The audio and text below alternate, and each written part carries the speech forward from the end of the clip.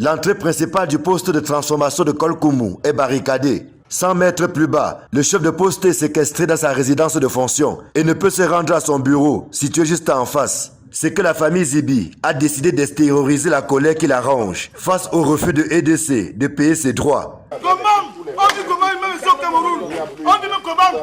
Un premier décret du Premier ministre fixant le montant des indemnisations avait été publié le 8 décembre 2020. Tous les concernés ont reçu leur chèque l'année dernière, sauf le sieur Zibi. On était à 11 sur un premier décret. On arrive à la préfecture à l'heure de payer. On me dit que mon chèque a trop d'opposition. C'était le chèque, ce n'était même pas qu'il n'y avait pas l'argent. On a donné les chèques à les 10 personnes qui étaient là. Moi, on m'a dit qu'on ne me donne rien. Mon terrain a des problèmes.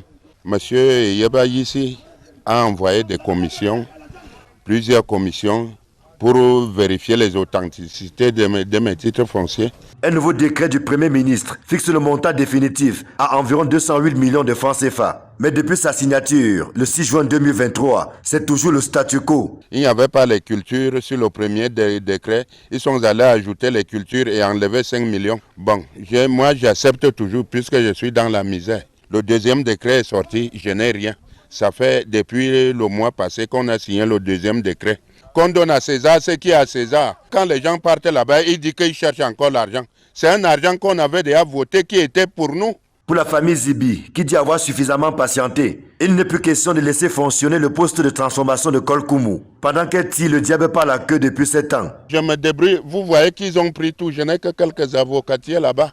Je me débrouille comme ça avec les frères et mes beaux-fils.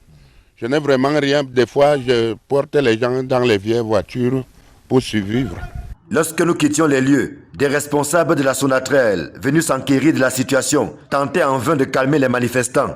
Joint au téléphone, le responsable de la communication de EDC fait savoir que la direction générale est dans l'attente des fonds que débloquera le MINFI, tout en précisant que Zibi Manga a déjà reçu une avance de 30 millions.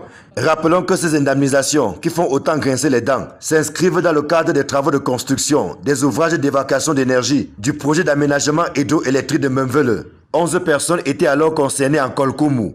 10 ont été effectivement payés, sauf Zibi Manga Pierre, qui s'est plaint jusqu'à la présidence de la République, sans rentrer dans ses droits jusqu'ici.